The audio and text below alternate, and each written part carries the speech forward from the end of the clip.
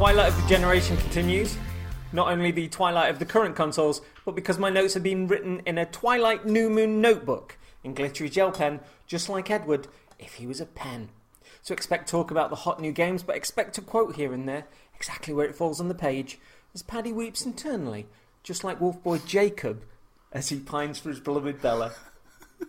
One take. I always get Edward and Jacob mixed up, if I'm honest. Nah, it's easy written. when you know the books, I know, but it's true. When you've got it in front of you like that. James, you really do.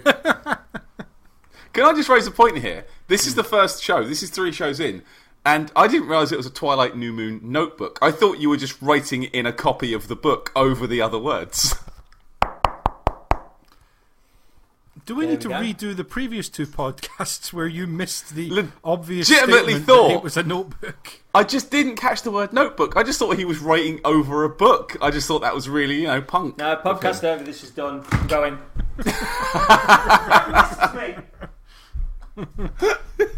Joking, I've come back. Oh, welcome back. The return. Like all I'm good back. YouTubers after they made a boo-boo on air. Here comes the return with huge listener numbers and sincerity from all parties. Now look, we've had a heated gamer moment. And it's time to put it behind us and do a charity stream in aim of the heated gamer moment. Are we back? I think so, yeah. Good times. Let me see. So we're doing Ubisoft today. Oh, I suppose I should introduce you then. Since you ruined my life. Mr. James Carter, fountain of all Twilight youth. I'm ready to get Ubi hard. And Mr. Patrick Stardust. This is a shit show of a pre-show, isn't it? You were the one that brings it. See, I made my silly Ubisoft Ubi hard joke in Twitter DMs beforehand. If I'd had no reaction, I wouldn't have said it there, but I got a reaction, so... Yeah, and the reaction was listeners. your name. It was James. Sorry, listeners. Paddy's fault. Everything is not my fault. Need I revert to the earlier take of this Bring intro? Laura on. I'm sure she'd be on our side. I am raising this child alone. With or without you. Right then. So, Ubisoft. The pre-show. Pre-show was ace. Loved the pre-show. I agree with you.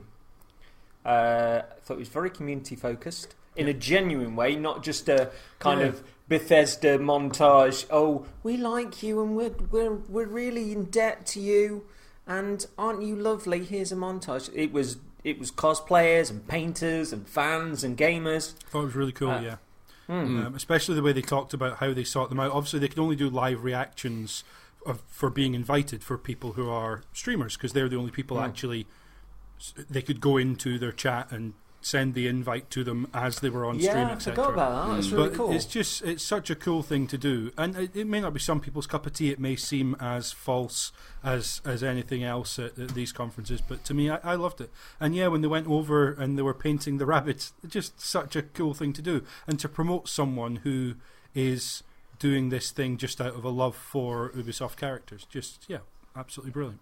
I think there was stuff like I wouldn't say I'm a fan of the game Steep, but when they got the guy on and he was super passionate and you saw all the stuff he'd done and all the wicked tricks that he was kicking off on that montage, I was like, well played, mate. That's really cool. And tip of the hat to having the easiest YouTube channel name to remember. Go on the game Steep, the YouTuber Steep. Well played. I forgot that. And I think this is the first occasion of seeing a YouTuber on stream that wasn't a hell person. Yeah. What? Oh, Yeah, the ones that EA Jeff had were awful. I've had plenty of like YouTubers and streamers and influencers on, and in front of a live camera, I just didn't buy them. But this, it worked. Yeah, I like this guy. Often because Seems they like a were cool being boy. introduced and interviewed by someone else, so it wasn't reliant on them to kind of hold everything, which was really good. My highlights from the pre-show, the interview with Jesper Kidd was fantastic. Yeah. Oh, that was good, wasn't it? Yeah, I've been asked to do the Assassin's Creed music in the first place, the change between the first game and creating music for each city, and the more character-based focus of the second game. I just thought he was again, like, it wasn't something that I thought about at the time. James is right. They were interviewed incredibly well. Yeah. And because of the setting and the relaxed nature of everybody around there, I think it brought the best out in the guests as well. But it's the first time I've seen them interviewed, and I love the soundtrack to the second game. I haven't played the second game, but I love the soundtrack to it. And I loved hearing him talk about creating what we now think of as the kind of classic Assassin's Creed theme. Because obviously he didn't know he was creating something that would last a decade at this point when he did. But yeah, it's just amazing to hear from someone like that. Especially, I mean, for me, he goes back to the Hitman games. He was involved with the music of those from. So I know him back from those days, but now very much tied in with Ubisoft and Assassin's Creed, which is really cool. I like the fact that there was a lack of ego there about the sort of evolution of the theme that he created, and his admiration of hearing every year the different musicians sort of adapt it to the time zone and the characters and stuff. I thought it was really cool. Yeah, very cool. Ice-T on what to do when confronted with people of ill repute online. Yes! this was good. Most of these came down to being the bigger, better person, all up until the last one, when someone is being racist, sexist, etc., when our esteemed gentleman let off a stream of expletives and told us that was never, ever to be tolerated. I thought it was a good message. It was really well done. It was very funny. Yeah, I thought it was good. Just in comparison to Microsoft's statement of like a month or so ago, here's the examples of smack talk you can use, and here's the examples of smack talk you can't use, which was a bit sterile. Just pretty. It was fun. Potato It was aim, a I laugh. believe, was a meme to come out of that one. But this was it was just good fun. And then Assassin's Creed Odyssey story creator, which on the face of it looks great, and fans can invest in the creative. Something very different, and I hope it lights a fire under the fan base. It seems to have done. Somebody's created the story of Moana in it already. What? Yeah. Furthermore, and with complete bias, it was superbly presented by our friend Ellie. Yeah. Our friend Ellie was on the telly. I was very, very proud. I welled up. I cried a bit. Yep. I was well excited, and I'm actually drinking the Arctic Fire tea that I drink when we play Dungeons and Dragons together in honour of Ellie. So there. No, she did a really good job. And again, like the Twitter, like 10 seconds after she got off the air, was just like, ah! Yeah, and some really nice pictures of her and her husband from just throughout the time there. I spotted, I think, some of them retweeted or liked by you, fine gentlemen. Just looks like such an event to go to. If you're someone who's been involved in games to the point where it's something you now do professionally, to go to E3 and to be part of your company's E3 presentation like this, really cool. Yeah, I really liked it. I asked her, like, have you got anything else to do this weekend? Like, are you hanging out in the store? She's like, no, I can just piss about till, like, got a live stream on Tuesday, and otherwise I'm pretty cool. I was like, well done. Live your life. Enjoy it. Oh, it was good. It was really nice to see Friend do well. Not to mention, as you say, Story Creator mode and Discovery Tour mode added. Some really cool stuff that I think for this could have gone into the main show. Like, some of the stuff shown here was kind of equally big for the respective games, but this one, there's no Assassin's Creed this year. Odyssey, they are continuing to build for another 12 months probably, or thereabouts. Could have gone into the main show, but nice that they gave it as kind of the climax of everything they'd done in the pre-show as well. I will say, I thought the pre-show was better than the main show. At least the tone of it was. It seemed like we were really getting some dirt under our nails as to some substance and some heart and some passion for things. And I think if I got any criticism of the main show, there was lots of stuff that we saw not entirely brilliant CGI trailers for, and we had no idea how it played, what it was about, if it was multiplayer, if it was single player, all excepting, sort of the first game, really. I think we've kind of mentioned it a couple of times before. I know I certainly have. It felt like developers are wary of putting gameplay on stage at E3 in a way that they can't explain and caveat and walk someone through at the time, just because we've seen so many companies get stick for having what some people perceive as unrepresentative footage, and I think in some cases is unrepresentative footage, or at least is target footage, and when the target gets missed, it means criticism follows. So it's unfortunate. I think it's kind of natural we're in that place. I'm sure there'll be a pendulum swim back in the other direction at some point, but for now it seems notable that gameplay is fairly absent from a lot of these. I think it's a shame for E3 in general, where you'll see sort of a trailer for a few minutes about a game, and your reaction, if you know a lot about it, might be like, oh yeah, cool, I'm up for that. If you don't, it might be a degree of ignorance. But there's been a few times where I've gone into interviews elsewhere, or I've gone into like Nintendo Treehouse, and I've gone, oh my god, you can do that? Oh, that's what that's about. Yeah. And without doing that digging, which I enjoy doing anyway, I don't know. I think I'd be a little more than I am in this regard. And in some of these cases, there were live streams of some of these games later during the E3 week. It's just, for me, I'm only going to go and watch the live streams of games that I'm already interested in. So if they didn't hook me with the CG trailer in the show, then they never got me to find out. Kind of like we talked about with Gears 5. I'm sure I'll play Gears 5 at some point. I know you guys aren't hot on that game at all. I'm sure I'll play it at some point, but I wasn't, other than the chance to see Austin Creed, I wasn't really thrilled about the possibility to go and see gameplay after the show, because there was so much else that I wanted to catch up on after Microsoft's show finished. So the weird thing is, like, the stuff I know we're veering away from Ubi here, but the stuff that I have seen of the Gears 5 sort of feature that they cack-handedly ran through on that Microsoft stage actually does look good. Yeah. And it's apparently a belter to play, but that completely didn't come across on the stream. Yeah.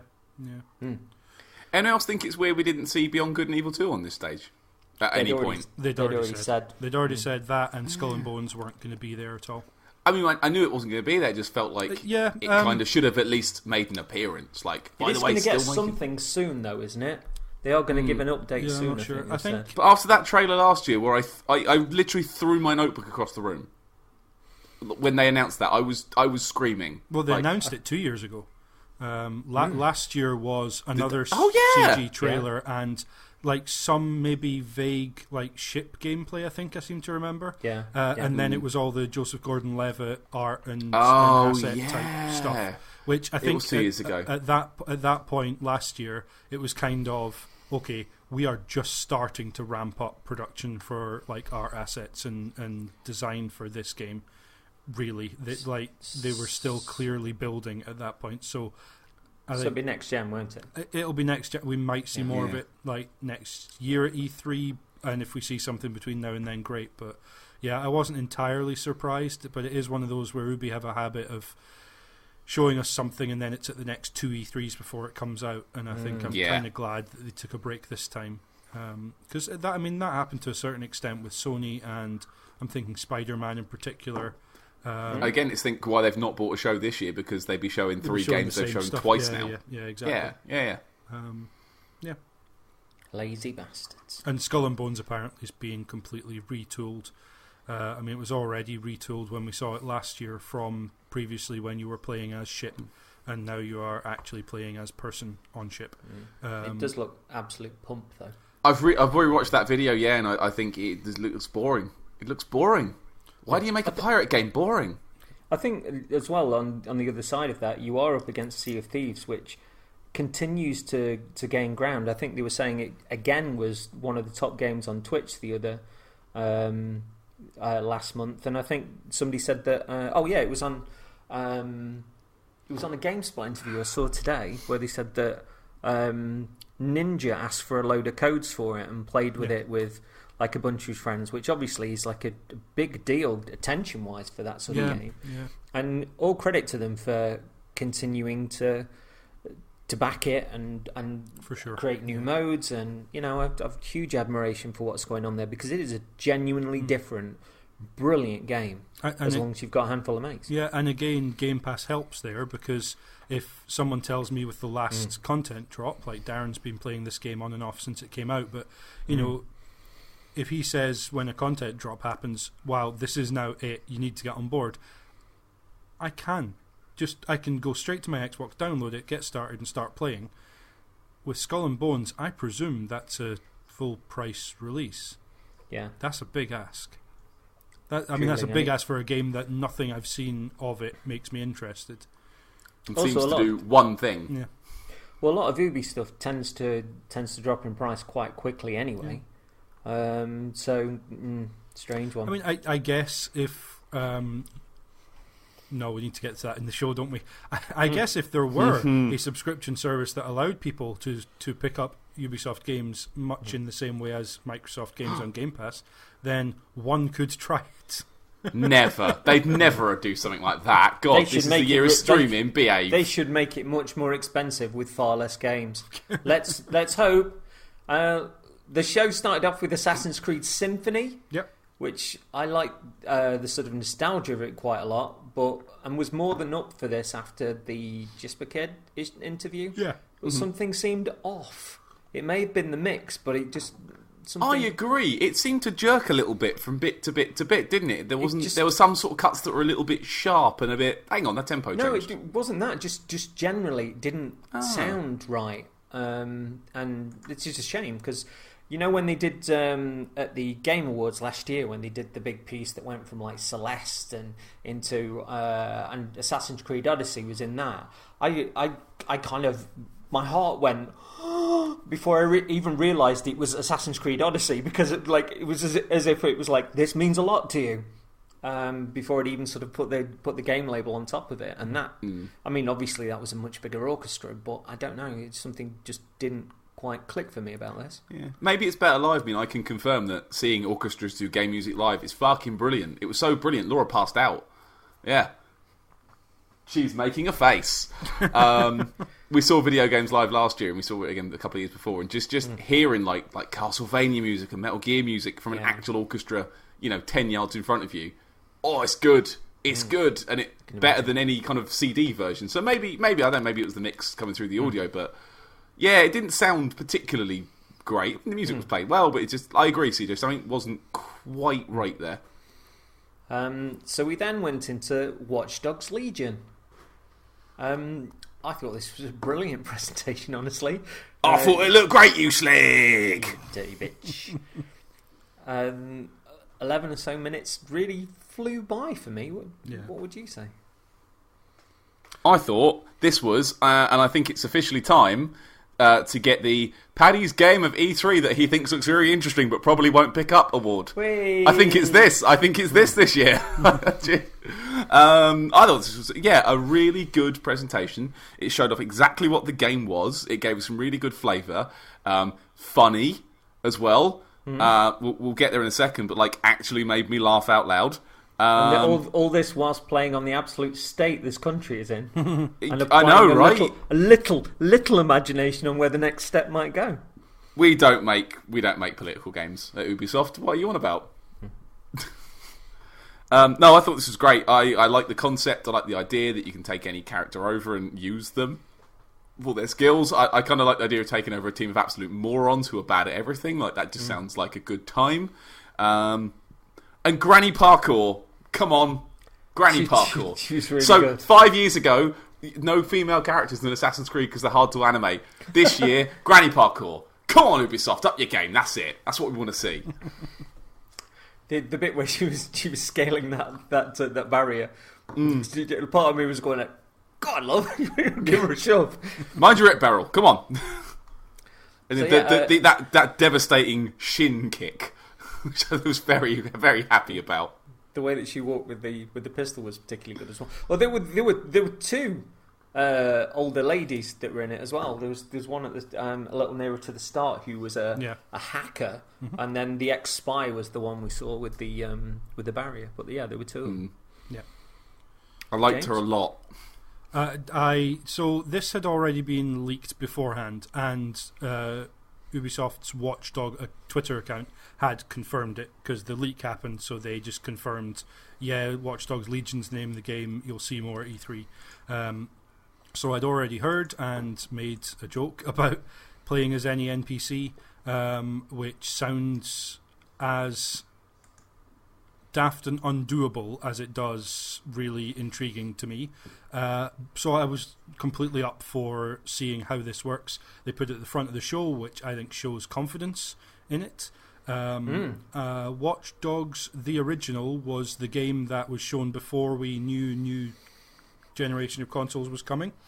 And I, along with a lot of other people, kind of said, this looks next-gen-y when it was shown, and sure enough it was. And when it came to Xbox Live Gold, I grabbed it and I was bored within an hour, could not stand the main character or anything that was going on in that game, and just... But James, he has an iconic baseball cap. He's got an iconic lack of personality. Which is in the special edition as well. Yeah, just awful.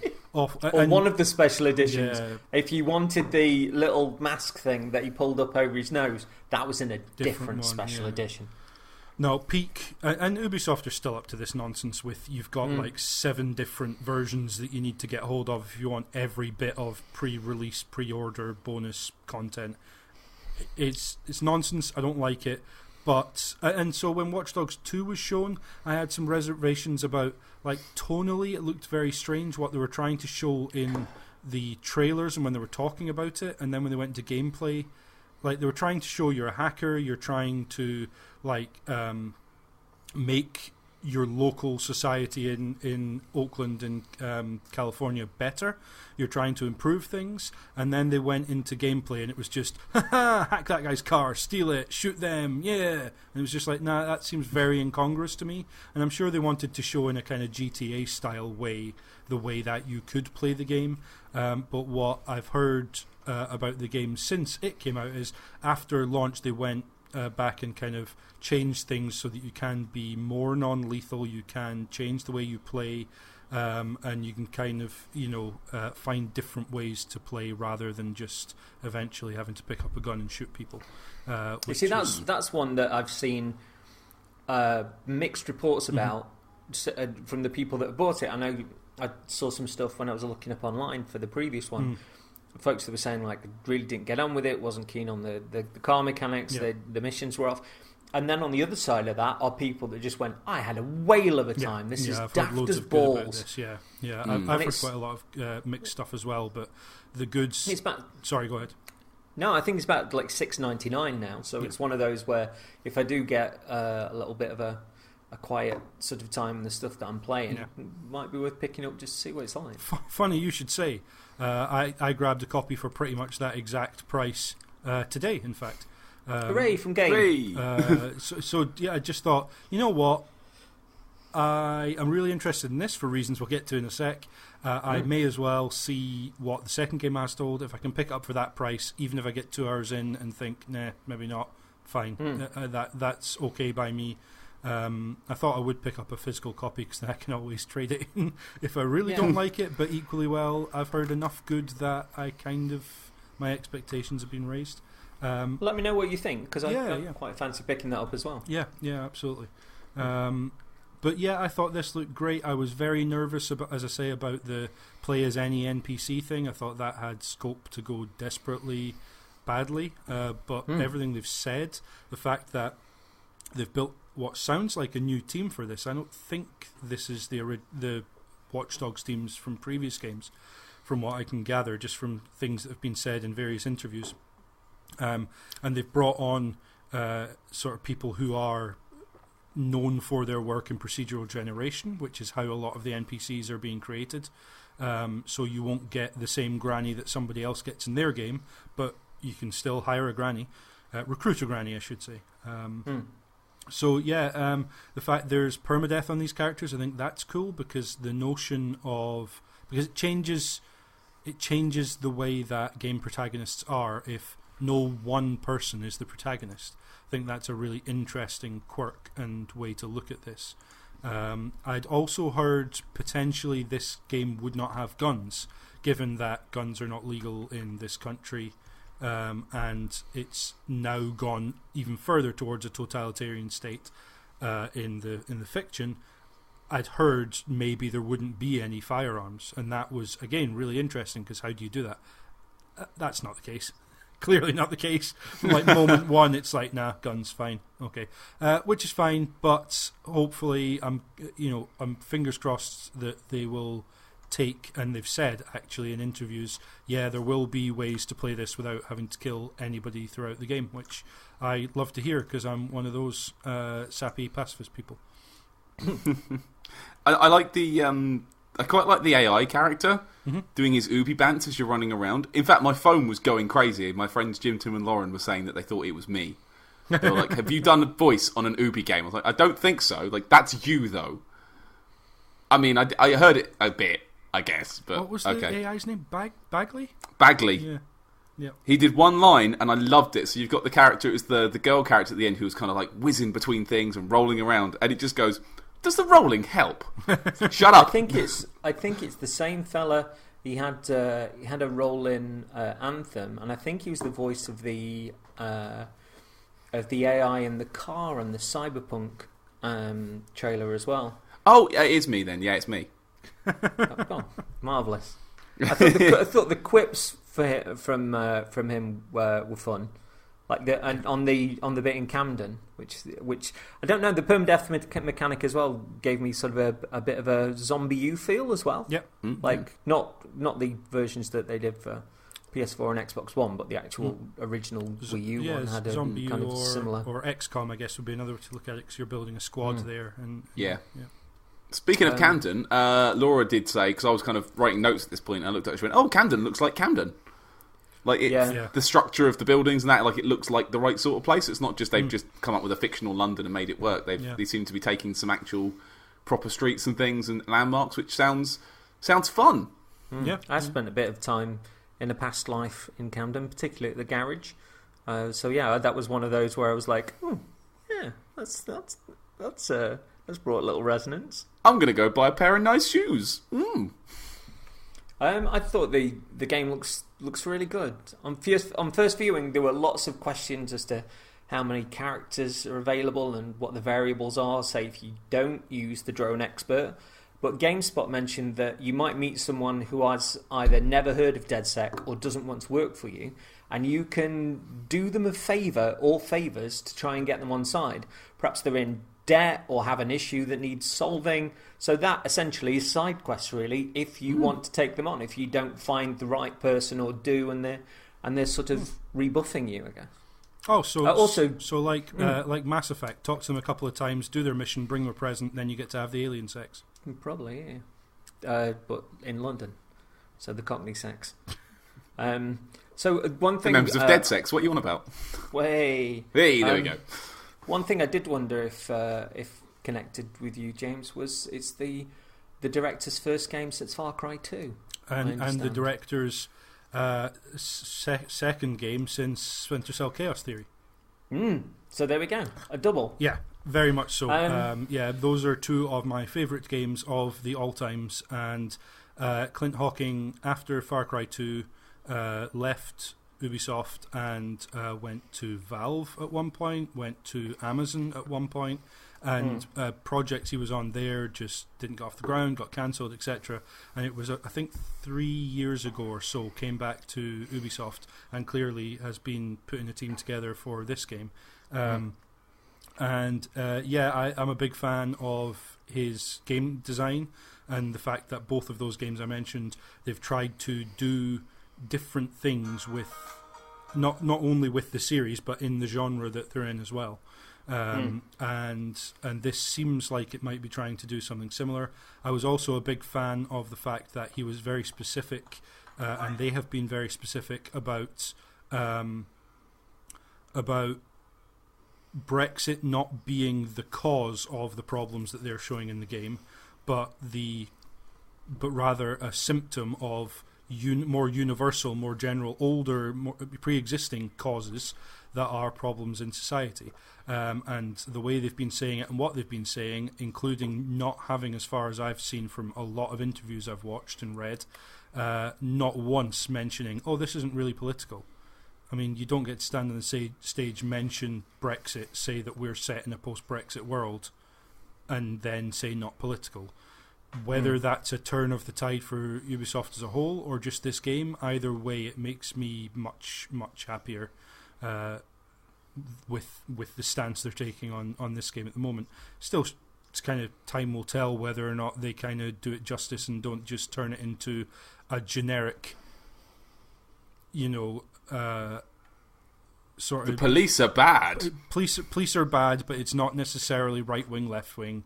It's just police are bad and we need to stop the corrupt people, which isn't necessarily any of you. No, you're not the corrupt people. These are other, There's several ways they could kind of paper over what it looks like they might be doing and saying about where, as you said, CJ, where this country's at and the ridiculous state that it's in at the moment.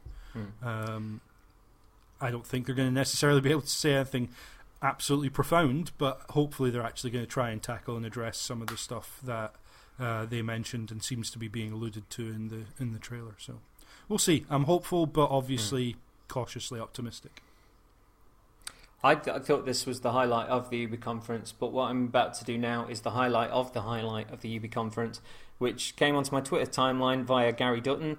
And the tweet is by somebody called James M. Broderick. So let me give you this. No relation. Okay, I'll start it again. It doesn't have to be that way. Together, we can change things. Wait. What happened to that bloke who helped me? He didn't make it.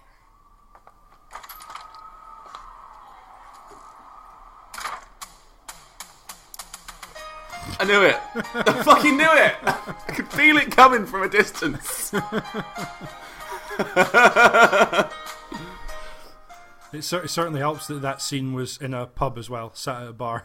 It's just Listen, internet, right? If you're a content maker and you're a Let's Player and you do this, if you don't end with that music, you fucked it. I just thought that was genius. And at the end of every half an hour video, there were a million people just going underneath, going like, "Why didn't I think of this?" It's brilliant. Yeah. So, which probably meant nothing to you if you don't live in Blighty, but there you go.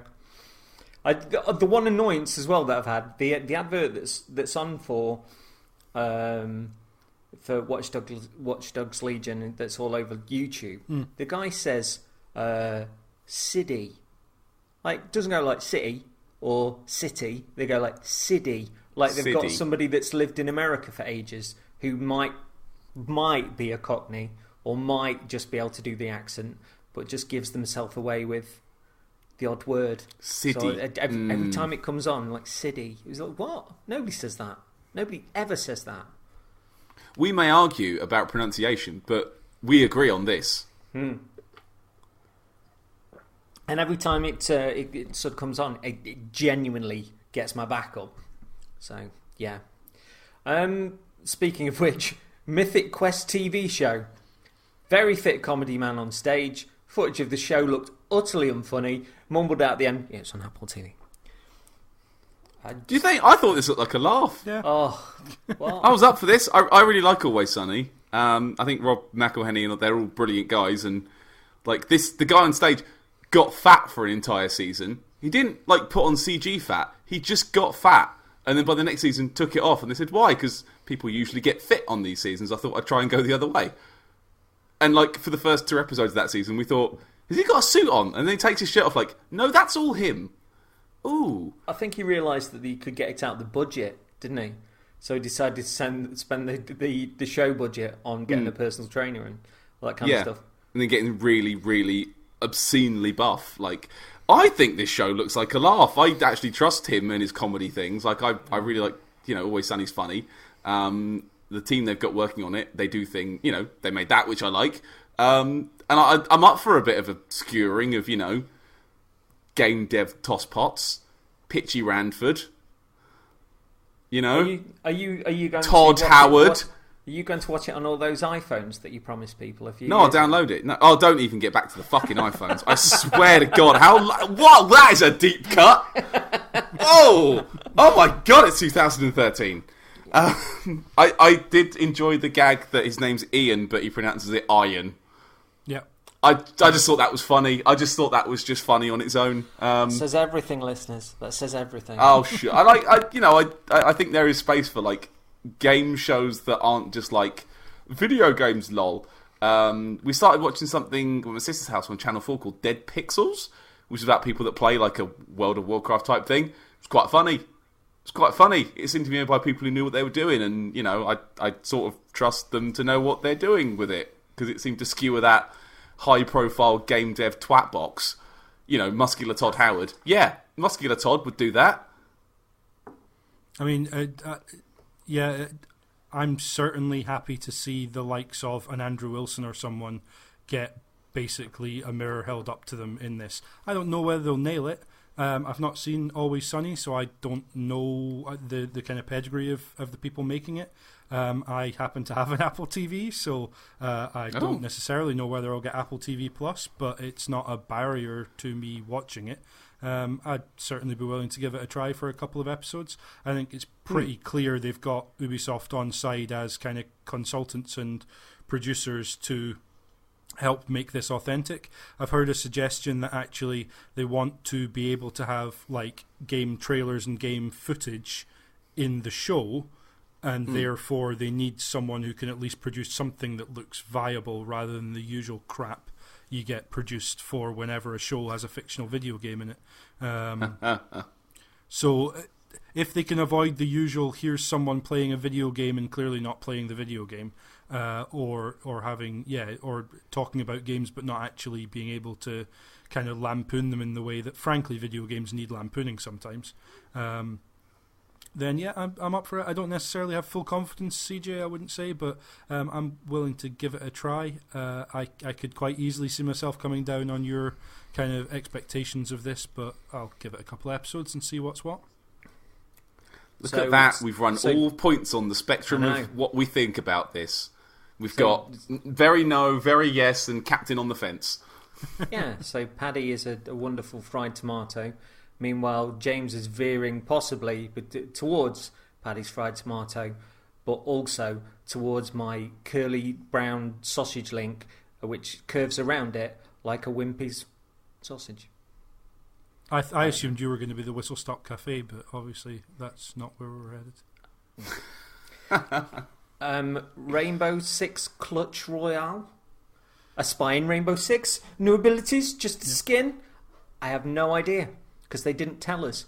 I was upset that this spy is not actually British. He looks like a fucking Bond character, and it's like clearly he's from a Bond America. reference. Yeah, absolutely. Yeah, and it's like, I thought that was a bad idea.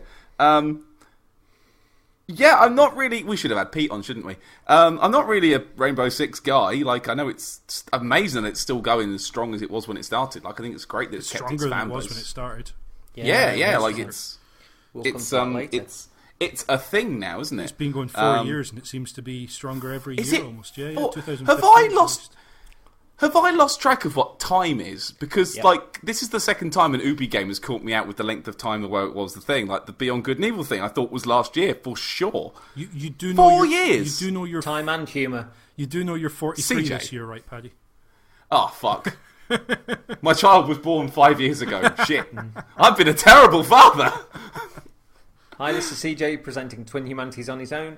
Paddy is now the glue that's beside me. If anybody's mourning him, I'd just like to let you know I put up 3 pictures, and which is more than he's done with preparation in the last 5 years. To be fair, if our next show's 5 years' time, that is on release schedule, so... Yeah. Well, razzing ourselves. Razz 'em. I don't have any, like, attachment to the thing, but, you know, the new guy looks cool. Yeah. James, you seem to be the one who knows things. I played a little Rainbow Six Siege, but you know me, I tend to favour single-player stuff over multiplayer stuff, so I didn't have a regular group of people to play with. Even if I did, I just wouldn't. So and there's so much to play, isn't there? So yeah, I was never going to be in for this, although I think as a concept, Siege seems kind of perfect for Rainbow Six. In terms of it is supposed to be squad based, it only makes sense that that's a co-op environment, and having it as PvP in the way they have seems really cool. And yeah, thrilled that it's still going. Confused that it's still going, given a later announcement, but thrilled that it's still going. Yeah. I did a little bit digging on that later announcement, and I'm going to provide a swathe of colour over it. So, yeah. Adventure Time in Brawlhalla. I didn't realise the game was 24 million popular. What? I mean, it's Apparently. free, isn't it? So I guess... Free helps. I think it's free, at least I heard someone say it was free. Maybe I watched this on the pre-show. They did a video of the game. I could not follow a single thing. either. I mean, It just looked like cartoons bumping off each other. it's Smash I've Brothers. said before, you know that when Ross Geller's got his keyboard and he's following the notes around in the sky after he presses a key. That's what I felt like when I was trying to figure out Brawlhalla. I was like, what? And I take the Smash Brothers thing, but in Smash Brothers, I can follow Smash Brothers generally. If it's a 4 people or whatever, I can follow that because each character looks unique and they've got their own. This was just 3 red things smashing into 3 blue things. I couldn't tell which one was which. I know one of them had a big sword and one didn't, but yeah, I don't know. Maybe it's the art style I just didn't dig, and because it was on a tiny screen and there was someone yelling over the top of it the whole time. But I mean, I actually don't think Adventure Time is funny at all. I watched 2 episodes and I wanted to claw out my eyeballs. I hated that says everything about the differential between us. Oh, I couldn't stand it. I wanted to die. Me and Laura both were like, no, fuck this. This isn't But funny. meanwhile, wank game dev shite. Oh yeah, that was really funny. No, that's That's not you. the voice I use, because I use a different voice. Yeah. I like Like, coffee! that was- See, I can do it to That you. was really funny. Paddy and Portsmouth. I like Adventure Time. I like jokes about candy. No, see, I can do it to you. That's true. That's true, I do. That's all I'm saying. This whole thing was unfortunately nothing for me because I have no attachment to the game. I'm not going to play it based on what I watched, and Adventure Time is nothing. So, sorry, Big Fat Zero, on here. All that money that Adventure Time has made, I'm sorry, it's nothing. It's nothing. You have no fans, allegedly. Look, shit things make money. What? I've heard that your shop's doing all right. How did it's not? So in your face, wait. I lulled you into a lull. I've done myself. Oh, God. I did a yuck on your yum. Oh, I've activated his trap card. Oh, no, and now I die. Oh, no, he's ruined it. Let me see. Ghost Recon Breakpoint. I watched the big reveal a little while back, and there is some neat mechanics and touches. Not for me. Big props to John Bernthal. I thought he was really good. And Bam Bam was adorable. Yeah. So one of those, obviously, Was he? one was very charming and one was a very good boy. Was he? Yeah. Was who? You don't think Just sat there. The dog didn't do anything. The vast majority Joe, of I'm dogs going to be... that I know would have been absolutely freaked out being on that stage. That dog Yeah. walked out perfectly happily next to him, looked at the audience, looked up at his dog daddy, and then lay down and looked very happy. That perfectly behaved boy. Yeah, I was all about. I don't know. I was So the bored twin by humanities the dog. differential Sorry. is funny and loves dogs, or unfunny and doesn't like dogs. Vote Well, now. that's not true. No, Don't forget I to press like and I subscribe. don't know why the dog was there. Is the dog in the game? No, the dog's there No. because John Bernthal 'Cause takes he's his there. dogs with him. Yeah. He's And he I- petted the dog. I don't know. Didn't land for me. Sorry, dog. So John Have that Bernthal bone. is involved in animal cruelty charities and also in pit bull charities in terms of raising awareness of the dog and trying to reinforce the fact that they're not a dangerous breed because there's no such thing as dangerous breeds. There's dangerous owners. I agree with all that. Yeah, so bring I the just- dog out when you go public and dog let was people boring. see that he's fantastic. It was boring. Do a trick. Bam Bam to you. Okay, to be fair, I didn't mind the dog. I'm just trying to stir up some controversy for the show. It doesn't seem to have worked. Mission Ginger tried. Man flip-flops on opinion. Yeah, I did on the deep dive. Look, I'm just trying to episode- talk about the dog because the game looks like nothing. Well, I saw the initial reveal, and there is some really cool stuff in there. If it is your sort of thing, like I like the idea that if you do get shot in the leg, for example, that you can't crouch behind cover, that you're left sort of more open, and the injuries that you get do affect you with how mobile you are. I thought that was really cool. And in the big reveal, they had a big sneak up on kind of a house that had got like some robot things in it, and it was, again, not my sort of thing, but I was watching it going like, people are going to love this. And I think it's supposed to be a little less it's supposed to have gone more in a stealthy sort of traditional Ghost Recon direction, rather than it being a little more, dare I say it, casual as the previous one was supposed to be. Filth. No to that on the previous one. I think this looks pretty much exactly like Wildlands, except Ubisoft are running scared from actually having set that in an incredibly offensive representation of Bolivia, and so have set it on a fictional island just to avoid problems. But is it an incredibly offensive fictional island? Time will tell, I guess. We'll see. It might be. I mean, so they've definitely added some stuff. Yeah, it seems like, if I was to sum this up, Wildlands was kind of squad-based co-op Metal Gear Solid 5 Phantom Pain, and this looks like they're adding in some MGS3 style dynamic camouflage where you like literally roll in the mud to cover yourself and make yourself harder to see, and as you say, like injuries that will affect you until you stop and sort them out and deal with them will actually directly affect how you can play, which is just sounds like cool stuff to add. My problem, I'm actually writing something for Kane Rince at the moment about this, is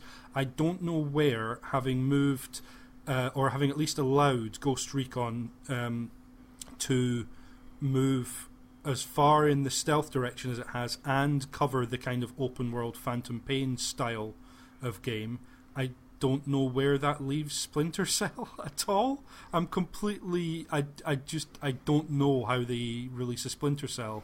It leaves it on mobile, mate. It hurts. With Tom Clancy's Elite That Squad. was the sound of James withering and dying. It actually Did you hear that? Hurts. It's yeah. But segues wonderfully into Tom Clancy's Elite Squad, which is where Splinter You've missed Cell something. now Yeah, lives. I knew Paddy wouldn't let it go. You've missed something. Dum dum dum dum. Dum dum dum dum. That was good. Terminator Terminators tie-in. in this game. How much Why? are you going to talk about this then, Paddy? I'll just sit back and relax. Well, we've already Not a lot. We've already I saw talked about Terminator tie-in, and I thought, no, there's a direct segue there between where is Sam Fisher? Oh, he's on mobile, James. But you're like, no, we have to go back. No. Yeah. Why is Terminator in this as well? Why? Well, Why is it? Okay, Paddy, I'll do you. If only for the Donkey Kong Extended Universe possibilities. I'll do you one better than why. I'll do you what is Terminator in this. That's true. We literally is he on the good guy, bad guy team? But I mean, we heard the noise, we saw the eyes. That's it. At least with the Gears one, they actually told us that it was skins for escape. We actually know what that tie-in is. I have no idea what this tie-in is. Is the Terminator a friend of Cole D. Walker, bad name bad guy man, or is he against Cole D. Walker, bad name bad guy man? Can I tell you, in my notes, I've got Cole D. Walker is John T. Bad Guy. I'd kind of gone past that, but now that you've brought that up, I thought I've got to go back. It's such an easy, like, oh, Cole D. Walker. Yeah, why don't they call him, like, Alan D. Johnson? Yeah, it's bizarre. But yeah, I've no idea. idea. It's me, Mick D. Phillips, bad guy man. Like, come on. I do wonder if they, in the reveal, there was a lot about technology and sort of underground sort of robotic stuff. I'm wondering if they tie that into maybe sort of the result of that is a Terminator and one of them comes back either on good or bad sides. I'm not sure, but given the reveal and the leaning to sort of underground tech there, I'm wondering if that's how they kind of factor it into Yeah, this they universe. could certainly do a tie-in mission where all of this kind of incredibly sophisticated military tech is essentially the beginning of Skynet or something. But I mean, I suppose, so the more pertinent tie-in, I suppose, thinking about it, is in Wildlands they did a Sam Fisher mission, fuck you, Ubisoft. But also they did a Predator series of missions, and because areas of the map obviously were Bolivian jungle, they did, a literal, your squad goes into a jungle on reports of an invisible creature, and you end up facing off against a predator, which made sense for that setting. And so I guess, CJ, you're right on the money. There are ties here with sophisticated military tech to tie in, but it did just feel like, oh, you're okay. I've written here, Arnie's getting about a bit, and I've heard someone suggest that. I've heard someone suggest that they must think Dark Fate's going to be absolute crap because they're going out and getting all these tie-ins to try and get marketing deals to get it everywhere. I don't necessarily buy that, but it is a little bit. It stands out, doesn't it? It's just like everything's got a Dark Fate tie-in, and it's only 2 games, but it feels like it's everywhere. Yeah, I mean, I like you say, how does it fit in this game? But it does mean that Terminator now connects all of Tom Clancy, like all of it, to the Donkey Kong Extended Universe, including Sam Fisher. There's your fucking segue. Well, James, I'll tell you where Sam Fisher is. He's hiding in the dark with lights on his head. You're going to tell me he's on my phone, and I'm going to tell you he's fucking not, because I'm not downloading this. I'm putting Twitter on night mode. I've done a U2. I've just forced it into your phone. Stealthily. Like Sam Fisher. Did you sex my phone? It is quite funny that I saw this and I was like, oh no, James, what are you going to do? And then Microsoft were just like, all of the Splinter Cells that we haven't released, put them on backwards compatibility now. And they fired those up literally about an hour later. I mean, James, you go first because you clearly have the most skin in this game. Like, obviously, they didn't show Sam Fisher first, so they didn't get me. They could have opened this with the goggles starting up, and frankly, I'd have probably broken something, because we've seen that. We talked about that with the Gears Pop announcement last year, where they literally teased, here's a real Gears game, and then did a, no, here's something much worse. So I'm glad they didn't... I'm glad they didn't do that, but like there was a certain amount of fun of, oh, that's a Rainbow Six character, oh, that's a Ghost Recon character, oh, that's, and kind of going through all the different characters that could be in it, a Division character I think as well, kind of going through, here's all the various squads, members of your squad you can have. Straight from the off, it looked like, oh, this is going to be a mobile thing then, and Sam Fisher at the end is just like, great, you'll drag him out for Elite Squad on mobile. Maybe this will be good as kind of a squad. I don't even kind of understand what kind of game it is. It looked like it may be XCOM-ish, but I have no faith that this isn't going to be very gameplay kind of light and or up the wazoo with microtransactions. Because, I mean, how many different characters have they got from all these universes they could pull together if they wanted to, and every single one of them can be a random drop or buy yourself the character or whatever. There's so many ways to microtransaction this.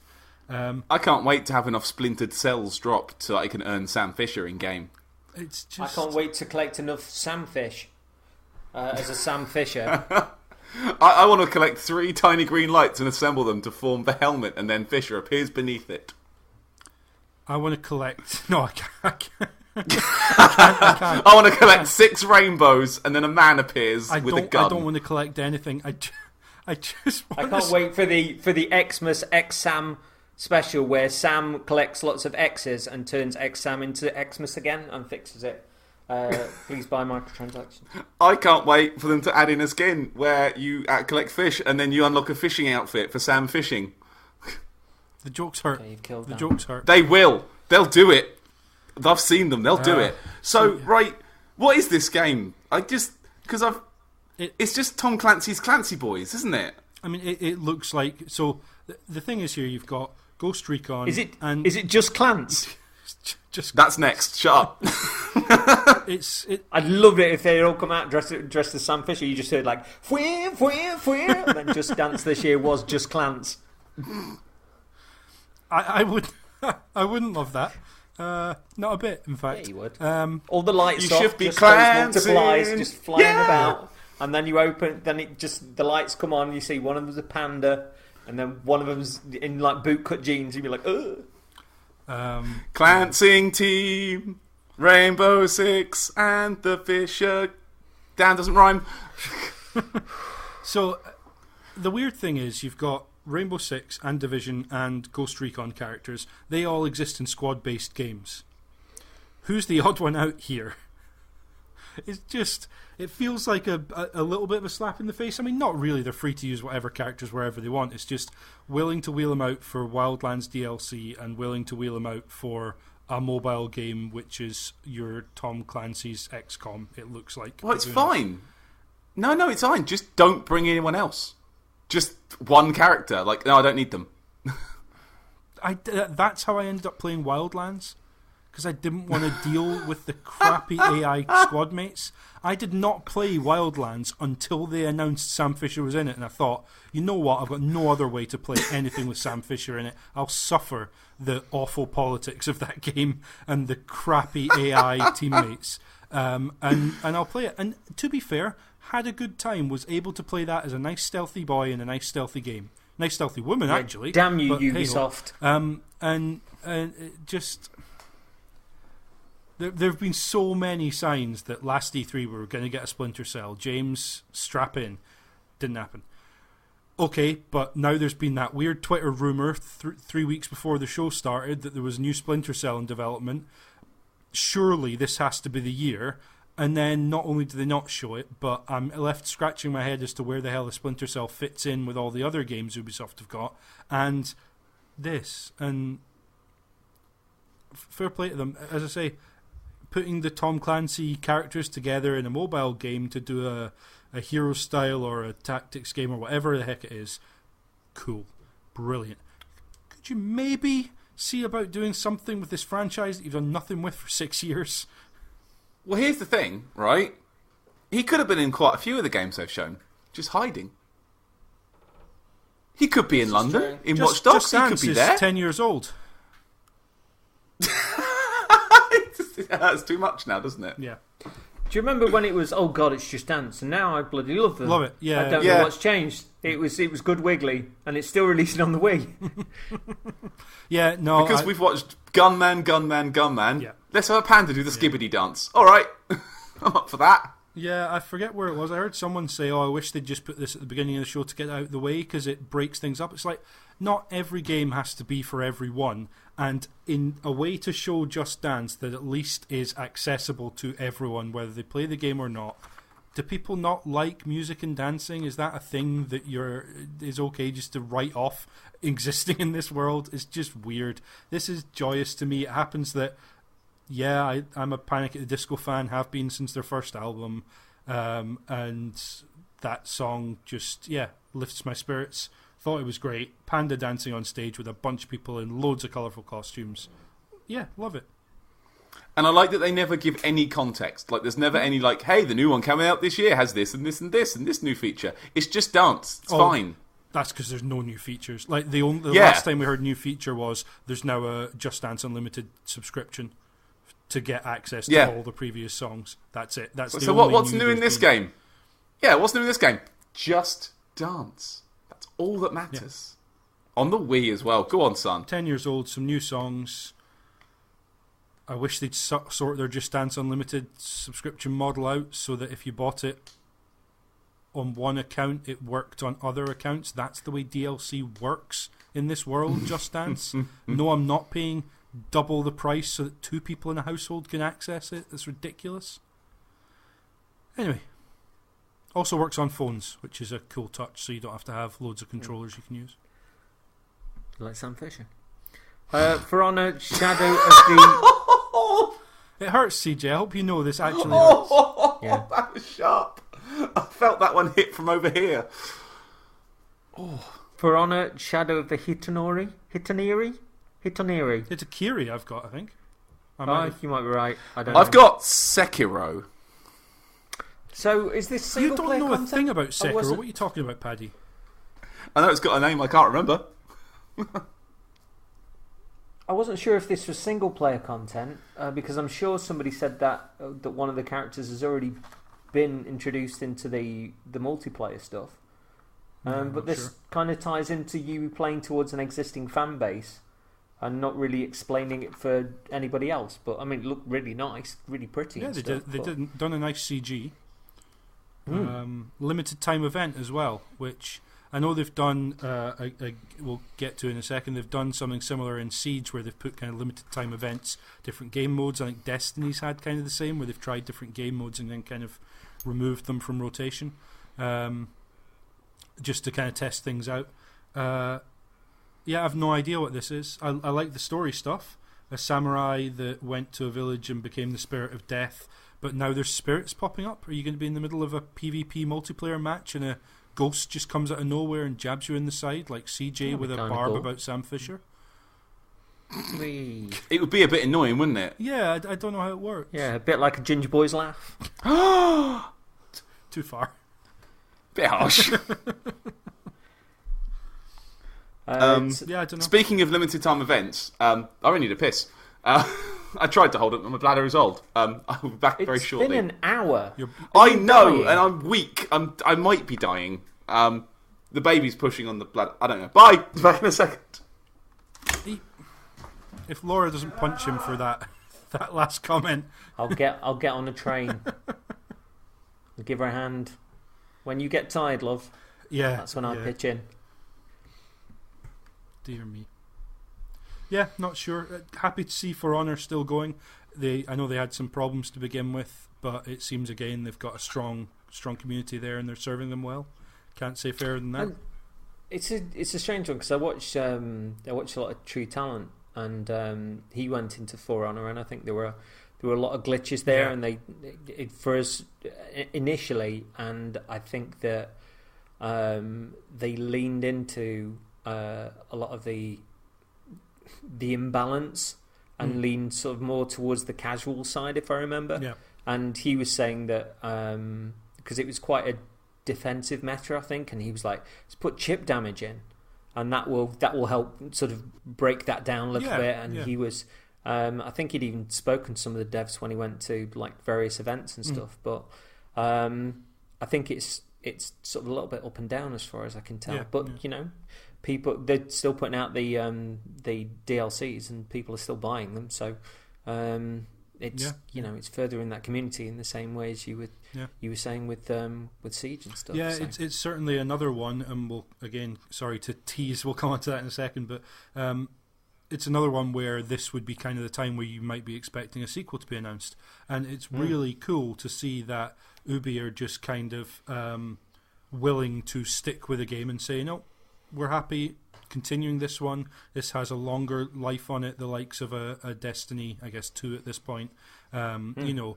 where you can sequelize these games, but actually they're looking at a situation where there's no need to keep charging people $60, 40 quid, or equivalent wherever you are every single year or two. There's a way to do this that keeps people on side, still brings in new players. You can build up and refine over time. And as we've seen with particularly Destiny, actually, when you do go to a sequel, chances are you're going to end up either having to dial back or dropping the ball on some stuff that you'd already improved with the previous game, just because that's the way game development works. Yeah. So we've got Rainbow Six Quarantine next, which I didn't know much about this, but digging in provided other avenues, I guess. I watched Co-Carnage's E3 roundup and discovered that Ubi apparently did this as a limited event in the game a little while ago, and the fan base went bonkers for it to the point where Ubi said, what if we did this again but prettier and better? And the fan base were like, yes! But I'm surprised they didn't lean into that in the conference, honestly, because that's kind of cool. Yeah, this was a very strange one. I can't remember. Was it in Rainbow Six Siege called Infection or something? There was as you say, there was a game mode where they kind of that sounds right. Yeah. I want to say Infection. That's at the back of my brain, but I'm not sure it's right. Apologies if it's not. But this was really confusing because after we saw Siege, I thought, oh, cool, they're just carrying on with that, so no sequel then. And this is really interesting to me. As I said, I bounced off Siege because I just don't have the group of players that I can consistently go into a game with, and it's my fault. I'm not saying that it's anything but my fault, but it just means I'm not in the situation where I'm going to stick with Siege in any great way. Whereas Quarantine, I mean, obviously I know it's not now. When it first started, I thought this was a sequel to Zombie U/Zombie, frankly. Person lying down, what looked like zombies coming at them, some kind of infection running and time running out on them. I was sure we were going to see something along those lines. So I was really surprised when it came out to be a Rainbow Six game. But it looks like they're happy to have two Rainbow Six products coexisting, which is really interesting. I'm really intrigued to see how that works. I don't think it will muddy the waters, because I think people who want to play Siege know already what Siege is. At this point, Siege is probably not looking to try and draw in masses of new players, so they can concentrate on providing a PvE co-op game with this. Yeah, really cool. And the woman who presented it, I can't remember her name, and I'm really sorry I didn't write it down. Amazing. Came out really happy to be there, presented, I thought, really well what they had to say, and seemed really... she was the game director for this. Seemed just absolutely thrilled to be there, which is always really lovely to see. Was she the pink-haired lass? Yes. Oh, yeah, I agree. No, I wrote down presenter very good. I didn't write her name either. Yeah, this is fun. I agree. I didn't get anything from the trailer other than it's... I didn't even think it was Rainbow Six, like you say. It looked like it was Zombie U2. Yeah. Forced onto your phone, like Sam Fisher. So then we got the Division 2 DLC. I thought the dev on stage came across really well. The new stuff looks good. I'm sure he said we were going to a new country for one bit, but no idea where that was. It looked like he was on Skegnet's beach. Seemed to be going after the big bad of the whole thing, though, which is nice to get a little bit of momentum on the story. Movie with Jake Gyllenhaal and Jessica Chastain, directed by David Leitch, who did the Never Seen It John Wick and Wish I'd Never Seen It Deadpool 2. Now coming to Netflix. Yes, they announced Netflix, which is interesting, I think. It's a good place for this sort of film to thrive, though. Obviously, Ubisoft have tried film adaptations in the past. Ubisoft and Jake Gyllenhaal have tried a film adaptation in the past, and less said the better, in my opinion, but there we go. But good to see that they're willing to try this, and partnering with Netflix is like, oh, okay, that's interesting. That means lots of people can kind of watch this without having to worry about paying ridiculous sums of money at the cinema. It means that they can presumably roll it out at a time that suits, rather than having to pick a kind of blockbuster weekend to hit. And it means that they can do a lot of marketing in places where lots of gamers play games. They can tie it in with within the game, and then people are just able to spin it up and watch it straight away. It also changes the expectations of what that can be a bit, I think. So. I'm wondering if, because Assassin's Creed has gone up on there recently, and I'm wondering if that's done all right on Netflix, enough for them to go, yeah, all right then. Yeah, Netflix, the Game Pass of movies. I thought they did really well with this. They were very clear. Here's what's coming. 3 episodes.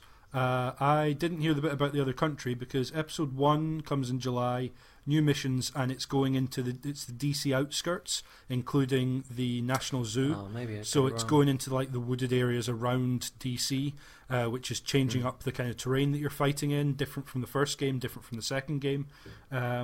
Episode 2 brings a new raid and goes into the Pentagon. That's going to be in the fall. And then episode 3 they're calling Rebirth, I think.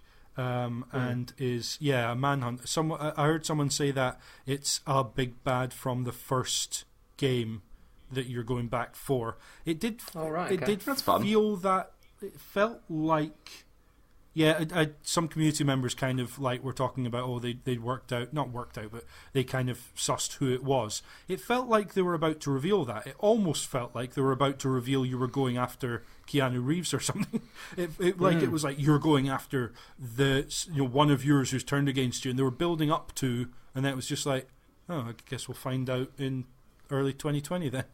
And it's John Bernthal's dog. But yeah, it felt like there was a reveal there, and then there just wasn't. Or like a Destiny-style reveal of you're going after dun dun dun, big character reveal moment of someone that you knew previously. But that's not the way they presented it, which was kind of weird. But I'm really. I've not played The Division. It didn't look like my cup of tea when it first came out. I know they did loads of work on it. And not played The Division 2 just because never got into the first. But really pleased to see Ubisoft again laying out a really clear development path. Here's your new content. Here's where it comes. This is, I presume, included in the season pass, but showing how they're rolling it out, what you're getting, etc. I think, yeah, great. I mean, I genuinely love The Division. I bought it on a couple of platforms and even wrote Paddy in for some fun times with Gun Times. Plague Cops was the best time. We had a time, but I played the sequel on the free play days recently, and it fell very flat. All the romance of a snow-kissed, ghost-filled New York City at Christmas just seemed to dissipate in muddy summer in Washington. I mean, the price, it's under £20 now, so I still feel I've maybe got a little unfinished business with it, given how much I love the original. And I'm sure it does get better, and that was just my initial thoughts of it this weekend. And I had a better time when Paddy and I played the sort of, was it the beta that we banded around that a bit, didn't we? I had a better time there than I did when I was on my own, so I'm not sure if it's the case of that, but I did enjoy the first one on my own as well, so I don't know. I couldn't stand it I didn't like it on my own. I only liked it when we played. Like, it was much more fun with two-player. Maybe that's what you need. Well, the thing is, I do have a bit of a thing for snowy environments ever. I mean, my favourite Batman game is the snow-kissed Gotham, and I'm looking forward to Iceborne in Monster Hunter in September. But I don't know. There was just something that clicked with me about seeing an empty New York City and all this snow and sort of Coca-Cola lorries on their side and little bits of tinsel, and the environmental storytelling was fantastic, but that really clicked with me, and the surroundings, I didn't feel as engaged with the surroundings as I had previously, but that could be because I've not played this series on my own for a while, and like I say, Pad and I had just such a good time with the previous one. Yeah. Did you find any burger joints? I did find one, and I found 2 coffee shops, but then I was like, I'm not really having fun. I'm gonna. Do you think you'd be more likely to give Division 2 a try if you had some kind of Game Pass style subscription service to which you could just hop onto this game and give it a whirl? I see what you're doing there, and please continue, sir. This is a really weird announcement to me. I get it, and I think there's a lot of reasons it does make sense, depending upon which subscription service you compare it to. But Uplay Plus, Uplay, again, a name and a service that Ubisoft have done their best to kind of bring round so that people don't think of the awful implementation of this when it first came out. But Uplay Plus, $14.99 a month, which in terms of dollars, that is, I should say. Nope. Which, for comparison, that's the same as Game Pass Ultimate, which is Game Pass Console, Game Pass PC, and Gold subscription for the month. But 100 game subscription service. So if there's 100 Ubisoft games on here, that is pretty much everything. So if you are someone who plays Assassin's Creed and Division, I mean, those 2 alone possibly, but certainly if you play also, say, Rainbow Six or something, and they're including new games at launch, all the content that goes with it, I presume they're not going to try and sell you on expansion passes outside of that. That would be ludicrous. But I can almost, it's the weird thing where I can almost I can see the business case, I can see the justification someone would make for saying, yeah, absolutely, the vast majority of games I play are Ubisoft games, I always play them when they're brand new out, this gives me $14.99 a month access to every new Ubisoft game that's coming out. The problem I then have is the extrapolation from that is, it's $14.99 a month for my Xbox Game Pass Ultimate. It's $14.99 a month for my Uplay Plus. It's $14.99 a month for my Activision whatever. It's and how quickly no, it doesn't work. The economics on that do not work in the slightest. I think it's going to be one of those that if somebody feels like dipping into it for a month for a game that's coming out and having their fussy and then leaving it alone, that then means that rather than getting $60 for a game, they're getting $15 from somebody who's then just gonna bail on it. I mean, you called it earlier, CJ. When you said Division 2 is about £20 now. That game's been out not long, a few months. Because I was wondering with that. Me saying that I had unfinished business with it, I got the feeling that, as Ubisoft have done with Game Pass in the past, that they'll stick a game on there and then I know the content is free for the first year. I presume when they do an expansion, that's where it will appear on Game Pass, and they want people to get the expansion as they normally do. But I don't know. This is a strange one. It didn't look good value for money for me. I mean, especially there's offers on. I mean, I previously got Game Pass for £48 for a year. Yeah. There's still 3 months for £15. Yeah. Knocking about on Amazon at the minute. I don't know if this is just the face of it, and then maybe you'll get like discounted versions coming on various sites, but I don't know. It's goof bag pricing. It makes no sense unless, like you say, it comes with all DLCs and all the expansion packs and everything like that. Even then, it's a hard sell. I mean, I think the last on stage seemed really plastic as well. Like one of the most unimpressive people on stage, and we'd had some good people, some passionate devs previously, and I don't know. I just kind of looked and I was like, this reminds me of my time in advertising where people were just trying to smarm up something that wasn't really a fit for someone. I think they didn't even have to try that hard, because all they had to do was make it sound better than the dumb shit Bethesda were trying to do, and they didn't.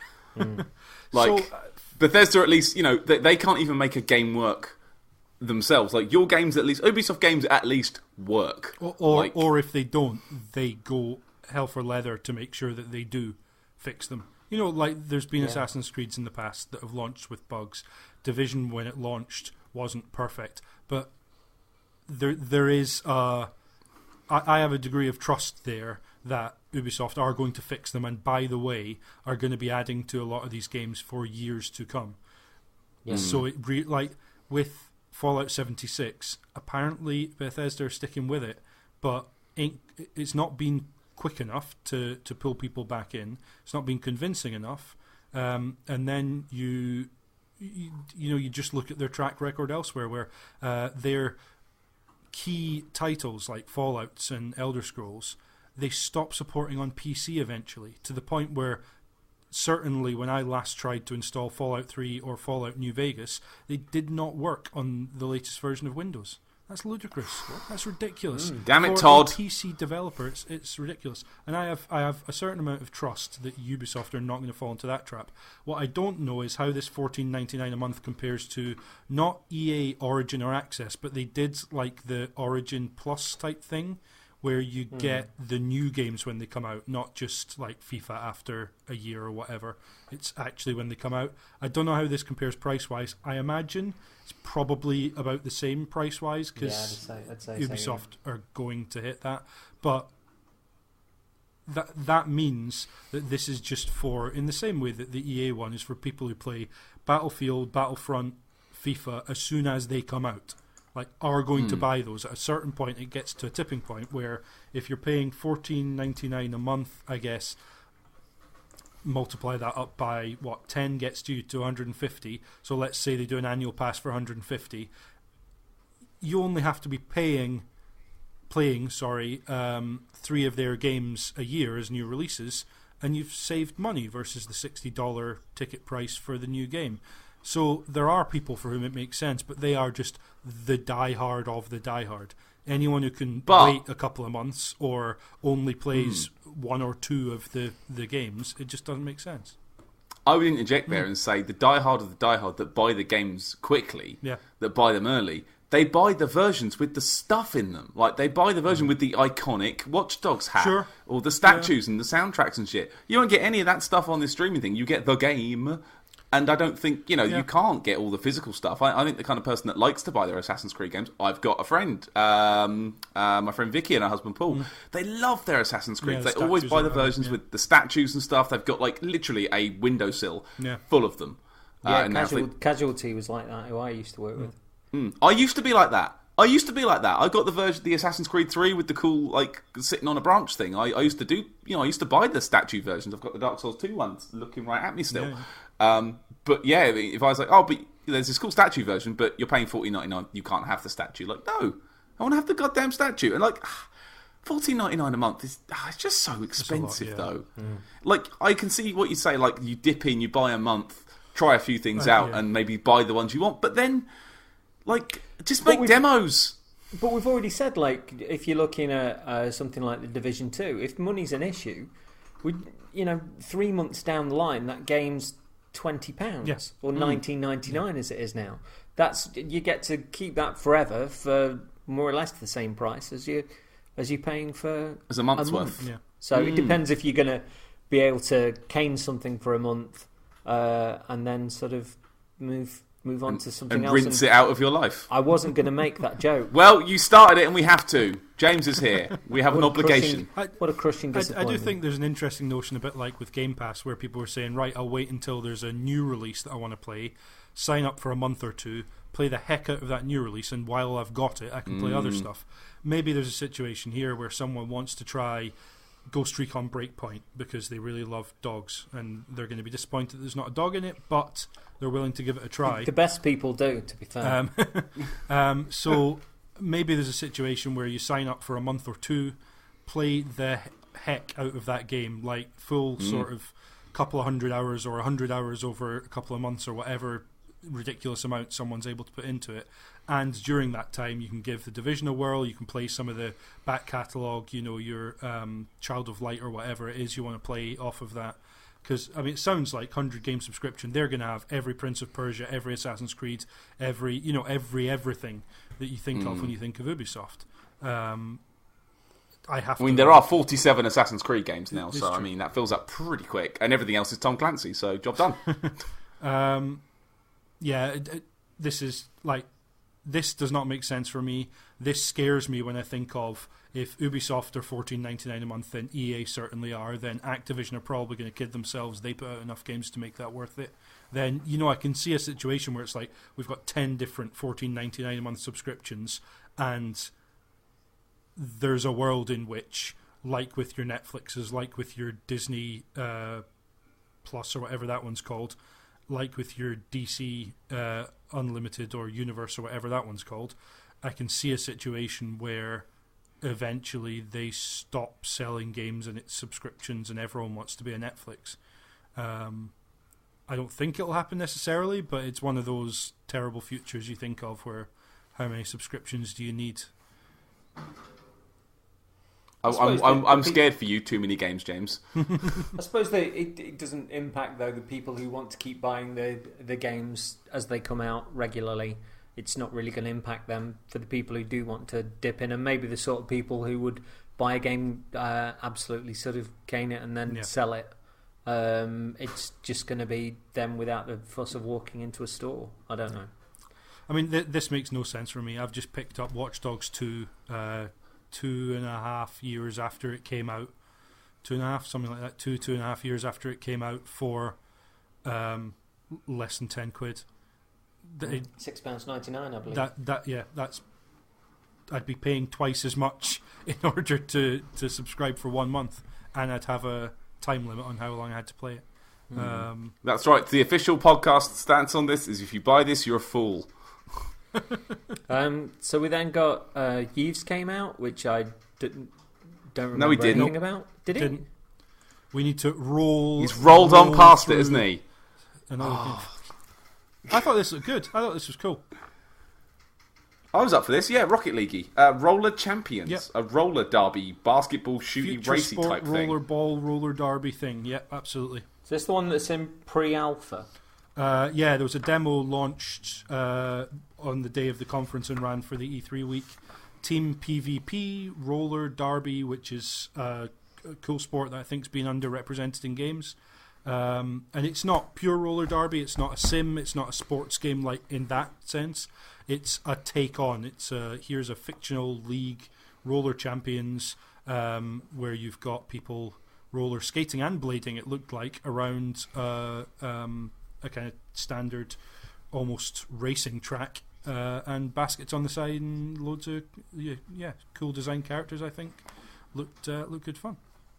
It's apparently gone down quite well on streaming. There's supposed to be sort of a few issues there, which obviously you expect in pre-alpha. But I know Carnage was saying one of his friends had played it on stream for about 4 or 5 hours and had a really good time with it. So we shall see. Yeah. Stick that out as like a PlayStation Plus type game or like a Game Pass game straight away. And like we were saying, Rocket League, it gets the audience, it gets played, and it was orange and blue sports fun. Yeah. It's another Rocket League. That's fine. fine. That's a good box quote. Orange and blue sports fun. Twin humanities. It would be, because I'd be wearing a Man City kit and you'd just be wearing a top with your own face on it. This is my head. Yeah. So Eves then? Then Eves, yeah, absolutely. Eve, back in. I don't remember anything of this. He came out and said there. something about games. No, he came out and did as usual. Just it was all condensed into one little speech. Because previous years he's kind of come out at the beginning to welcome everyone, and then at the end, and for a couple of years they had like a big proportion of the teams that were there kind of get up on stage. But this time around, it was just him. Thank you to all the teams, he said. Talked about the positive impact of games, how games allow us to spend time with family and friends. I have written fucking lovely, because the man he just comes across as genuine. He talks very passionately about the company and the games and the players, and I think that's cool. And then introduced a new project from Ubisoft Quebec. I noticed an awkward hug as he passed the man who came on to introduce it. Oh, it was so awkward, wasn't it? It was proper. Are we hugging? Are we shaking? Who knows what's happening? Don't know. Yeah, so that was Eve. And then I've written looks like Flower or Rhyme or Zelda. Go. It looks like Flower or Rhyme or Zelda. I agree. You've just confused the heck out of me. That was Eve's. He then introduced us to someone who said, here's a new thing we've been working on. Is it the thing that I've written down, though? Because you confused me with the flower stuff. Gods and Monsters. Where did the flower stuff come from? It looks like flower. It's got lovely grass. Over a rolling hillside with flowers and petals and everything. I'd written down Assassin's Creed, but Myths and Breath of the Wild. This never looked anything like an Assassin's Creed game in my life. This was colourful. It's the Assassin's Creed team. I mean... But the grass was lovely, though. Like flower grass. I take it back. It is. It's from the people who made Assassin's Creed Odyssey, which I thought they were busy making Assassin's Creed Odyssey, but apparently not. And our friends Ellie and Stephen are in on it, so we're not to be trusted. No, but I am. I thought this looked lovely. The games don't trust him anyway. The games I've compared this to, Flower, all timer. I think that's a beautiful looking game and just a wonderful tone piece. Rhyme. Yes, there's problems with how it plays, but there's no problems with the atmosphere and the story it tells, and just the visuals are absolutely gorgeous. And then Zelda at the end, because, I mean, if it captures anything of the stuff that Breath of the Wild tried to capture, I'm all in on this. And it was this really short teaser that gave away almost nothing, except gave me all those kind of feelings. And then I find out it's coming out in bleeding February. Where'd that come from? I thought this was... I was sure this was a tease for, we'll get it in 2022. Well, apparently they've been... I noticed on a tweet today, actually, from one of the writers of Odyssey that says that they've been working on this since Odyssey went gold. So they've been working on it for quite some time. So I presume that maybe a portion of the team has sort of been left doing the DLC then, and the I'm sure. The writers, I guess, can start. Yeah. And Ubisoft Studios are large. It's really great that they're getting people. They're finding other projects, and even if this is a smaller project, we don't know yet. It may be something bigger, but even if this is something smaller, let's have new projects. That was always the beauty of Valiant Hearts or a Child of Light or something along those lines, was when you've got giant studios making giant games and there's several of them working on the games at different stages, the danger is you have to staff up when you get busy, and then you let a load of staff go. No, a project like this, if you can get people onto, keep the creativity coming. I'm really stoked for this. I know we didn't see much of it. I know it was a weird tease at the end, because usually the tease at the end is, here's something in a franchise you already know to get you excited, to get the hype. You know, people are already interested. But this looked, what they showed of it looked really cool, I thought. The only strange thing I thought afterwards was, because I'm super up for this, but you know, I do like the myths and legends of ancient Greece, and I love the art style. But when I was putting in my my pre-orders with the discount from the game collection to encourage that, I'd have thought this sort of thing would be the normal £35 on the pre-orders, but it was down at 48. Right.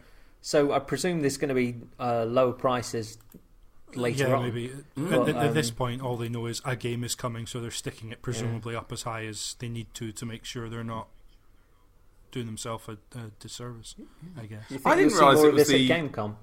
I didn't realise it was the Odyssey devs. I didn't know that before. I thought that's kind of fun. It said so at the beginning of the trailer. Yeah, it said. Oh, I must have been looking down at my thing and writing notes when it said that. Yeah, okay. It's like they've finished Assassin's Creed and they like the Greek stuff, and they've pulled the Gimba Dawn. Because when someone said, because I saw that and then kind of forgot about it, and when someone said, "Oh, it's from the Odyssey team," I thought, "No, you must mean the Origins team. Surely you mean the Origins team." Just presume the Origins team are doing the next one from next year. Is that the Ragnarok one? That's the rumor, allegedly. Yeah. No, I mean, I wrote, obviously the feels that it gave me initially were those 3 games. I then wrote hyped for this, even if it's only a tease, and then I wrote after show, not hyped for this. So Gods and Monsters was a perfect way to finish for me. It really lifted my spirits, and then I couldn't get away from that after show quickly enough, because the way it was introed was just like, nope, not doing this. Oh, I didn't see it. It just kind of stopped, like the main show just kind of stopped, didn't it? It did, and then me and Laura talked about this. It was such a weird jar. Is this the same thing? Is this conference still? Are we going to come back? Oh no, we're hanging out in Rainbow Six Town. We right, went time out to go. Some guy that I couldn't tell if he was talking or rapping to a ridiculously strong beat behind him, walking amongst people on computers, and I was just like, I don't know what that is. Nope, just noped out straight away.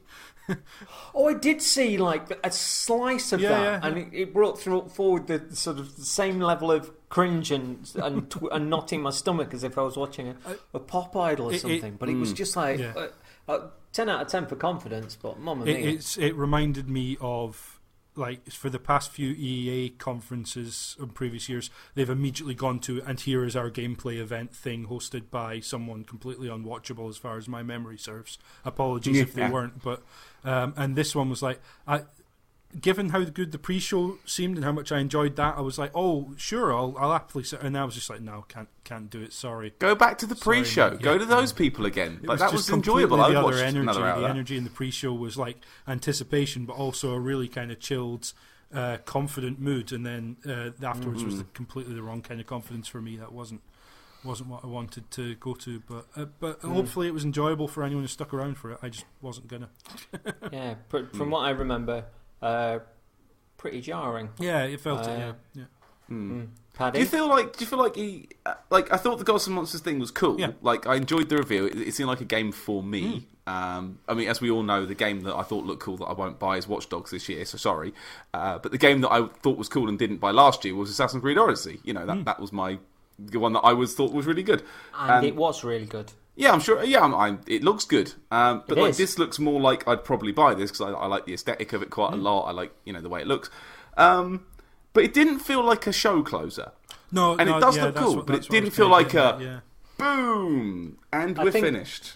I think the show closers, or what would normally be a show closer, are now going to be next gen. And given that they've not quite settled on what next gen is yet.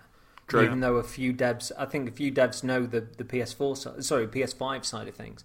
I think that they can't really sort of lay their bets, I guess. I think part of the problem with this, the previous generation, was, and the Assassin's Creed that was set in France, because a lot of people were saying when that released that the issues that were there were because Ubisoft expected this generation of consoles to be more powerful than they were, and they hit issues. I mean, I love that game to pieces, but I can see that 100%, and maybe that's why they're a little reticent in that regard to show something off that.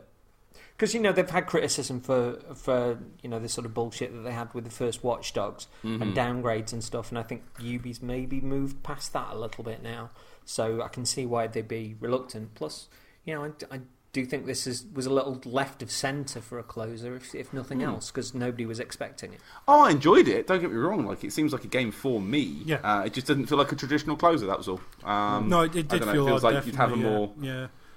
I mean, we had Beyond Good and Evil 2 previously. Last year, I think it was Assassin's Creed they closed on, wasn't it? Possibly. And this year, I guess Watch Dogs Legion maybe fit into that bracket, but it had been leaked beforehand. I don't know if that's unlikely to have changed the order, but it seemed like they did want to do something different for the kind of show closer. But it did feel weird, and especially as it's a game that we didn't get a release date for in the show. I don't think it came out afterwards. At least that's my memory. And we didn't really find out much about it. It was just, here's a game. It felt very... it felt insubstantial, besides my really liking the trailer, the teaser that we saw. It felt like we didn't get much to go on. But it also shows they've got confidence in it. And that's the other way to look at this, is the fact that they did put it last means that they obviously feel like they've got confidence in it. They wouldn't end on a crappy Splinter Cell mobile game, would they? They wouldn't. Damn you, sir. Last one, I promise. Last one. So, what did we think of the Ubisoft show? Clancy heavy. Yeah. I did enjoy it. I always enjoy Ubisoft. It wasn't as mental this year. I expect a bit more out of Ubisoft in terms of like just levels of excitement, levels of stupid. They like didn't have Trials they kind of got on the stage this year, for example. Yeah, they did that in the pre-show, didn't they? They had the Trials man fall over a sofa, which was, fine, I guess, but probably the best place for him. But, I think the Just Dance thing in the middle was the only real, Ubi mental. Yeah, that we got. It felt a bit more like a traditional show, and it felt like the kind of show that you get out of, I don't know, maybe see if Activision did a show these days. Like, it seems like the sort of thing you get out of there. Like, here's a bunch of Warman games. There's a few fun things in the middle, but it's mostly Warman game. And again, like, how many games with Tom Clancy on the front can you put in a show? It was half of them. I think it was half of them. Yeah. And as someone who only marginally really enjoys The Division, I was never good at Splinter Cell. I really tried. I was never good at it. I was too into the Metal Gear mindset. I just couldn't do it. I like the idea of it. I was just bad at it. I'm just apologising to James for my Splinter Cell failure. No, it's fine. I still love you.